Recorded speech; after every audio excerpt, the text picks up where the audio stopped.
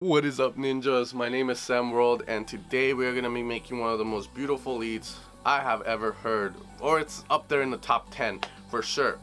Now, back in 2004, guys, I started listening to dance music because I wanted to feel something, and besides going to classical or hearing girly ballads, they were just not cutting it out for me. And then eventually I found out about Tiesto's music, and it was like bye-bye. I started listening to Gorilla and all that stuff, and it was just amazing. I would watch these roller coaster videos, and they would always have dance music like Gorillas, and that's where I found out about all this stuff, guys. It was amazing. So I was going, last night through synthwave stuff, and I found this song called Ghost Voices that you hear in the background. Oh, baby. It's by self something, virtual self or something like that. And then I found out it was actually by Porter Robinson, and I was like, wow, I need to make a tutorial on this. One, it's made by a big guy that everyone knows, and two, it's something that I actually want to teach somebody how to make because it's such a beautiful lead. So with that being said, guys, the genre itself is called neo-trance, and I try to look up stuff on what it was for just to kind of see if I could make some of it, and there was nothing out there for it. I think this guy explains it best though. To be fair, you have to have a very high IQ to understand Eon Break. The style is extremely subtle, and without a solid grasp of audio engineering and cognitive science, most of the melodies will go over a typical listener's head. There's also Porter's futuristic outlook, which is definitely woven into his composition. The fans understand this stuff. They have the intellectual capacity to truly appreciate the depths of these songs, to realize that they're not just bangers, they say something deep about reality. As a consequence, people who dislike Eon Break truly are idiots. Of course they wouldn't appreciate, for instance, the existentialism in Porter's cryptic message. The imagined output what the fuck are you saying, bro? That's what you call music elitist. Honestly, I would just say the music is just beautiful, but I don't know why he has to take it to that level. Okay, so here we are inside of Serum. Now, I am going to say we're not going to get 100% close to the sound, but we're going to get there enough to go like, wow, it's almost there. There's just something missing about it. And in all honesty, it might either be the master or all the elements that surround that song. But at the same time, I hope that you can grab this lead, learn how to make it in a way, and then make it your own so that whenever you approach making kind of plugs or making these mystical leads, that you can, go in with confidence and kind of be like, if I want that sound, that kind of style, I know how to do it.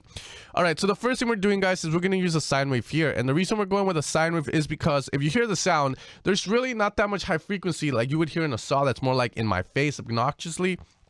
And the sine tends to be the most mellow waveform out there.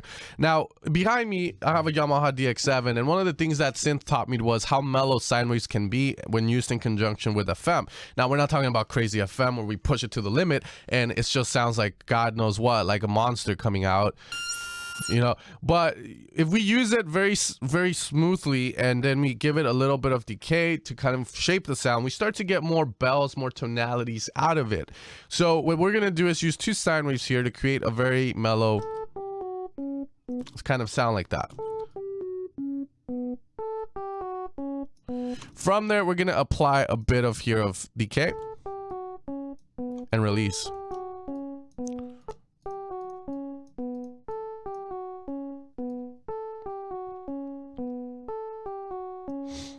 Once we have that, the trick to this sound is actually layering it with like a more organic sound. There's probably another way of doing this, and if you guys want to comment down below what the way you would approach it, by all means do it, because we're here to learn from each other, not to be mean and say you fucking suck, but more like, oh, hey, I would have done this like this. That's the type of criticism I like to hear, not the fuck you. All right, guys, so from here, I'm going to be using an flute from one of the Evolution of Sound packs that we have, the Flute C2 from Noises.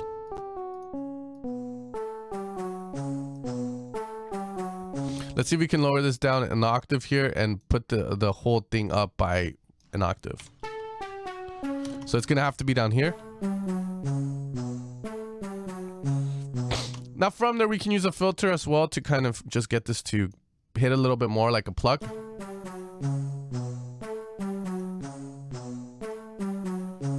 If you want more harmonics out of this, more FM.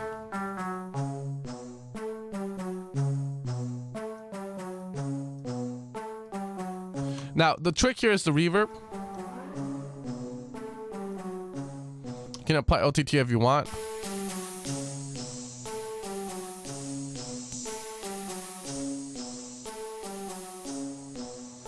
Not too much high, because again, it's a very composed sound. That's what I like to say.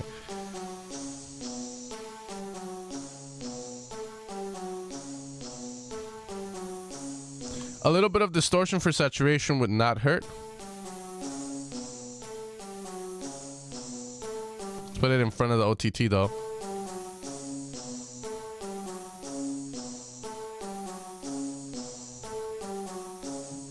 As you can see, we're starting to get a lot closer to it.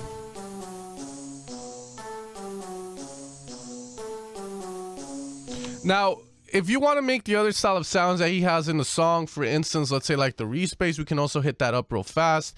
You know, we're going to have sort of like a pattern up here. It's not in the same key, but we can make something similar to it using Serum and drop that boy in there. So the key to those type of bass lines, guys, is first off, you want to detune, and it could be up to 8 voices, 16 voices. Pick your favorite voice there and detune. Now, the thing here is that the song is very mono oriented. If you notice that the only thing that tends to be in the stereo in the song is going to be delays and reverbs that you hear and the vocals. So here, I do not want this to be wide, but so how do I not make it wide? Easily, we have an odd number of voices there that we're detuning. The blend comes down a bit, and then the RM face a bit down.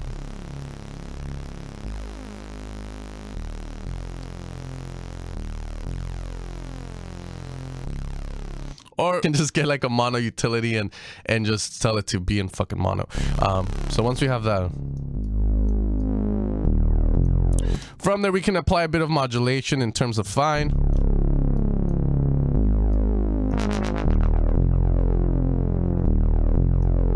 To give it a bit of movement.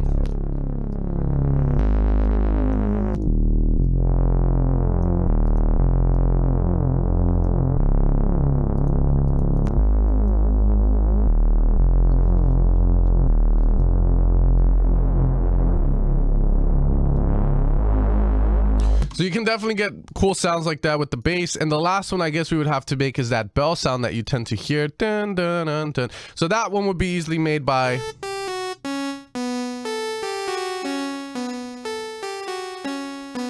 using either a saw. A triangle wave tends to work as well.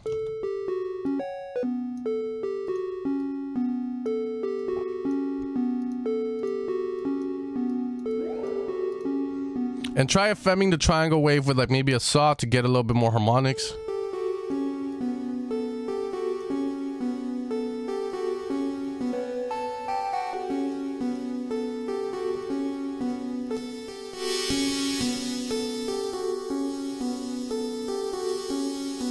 So that's how we create these kind of nice, as you can see, mellow sounds. They're a lot easier to program for sure, but a lot of people, again, being subtle about it is one of the hardest things, because you just want to add all this stuff to it to get it to sound good. But I hope that this video is helpful for you guys in some way or the other, and I hope that you guys are having a very happy December, and I hope that if Christmas comes, you guys spend it with the people that you love, listening to some good, emotional, gay music like I am right now.